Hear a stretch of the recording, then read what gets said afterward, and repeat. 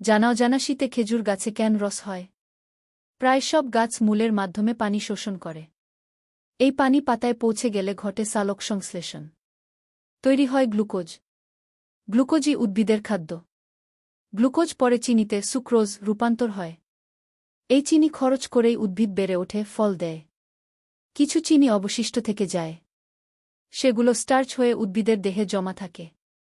খেজুর গাছ তাল জাতীয় বৃক্ষ। এরা প্রচুর পানি শোষণ করে। এ কারণেই মরুভূমিতে খেজুর গাছ টিকে থাকে। বর্ষাকালে মাটিতে প্রচুর পানি থাকে। তাই সে সময় প্রচুর খাদ্য তৈরি হয়।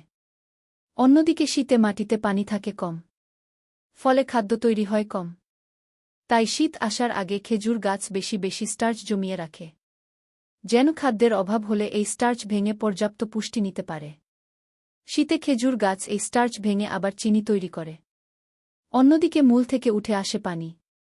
সেই পানি আর চিনি মিলে তৈরি হয় শরবত। এটাই হল খেজুরের রস।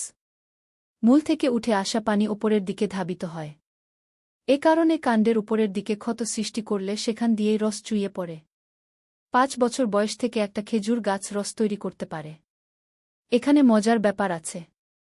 রস বের করতে শুরু করলে ব্যাপন চাপের কারণে খেজুর গাছে মাটি থেকে পানি শোষণ বেড়ে যায়।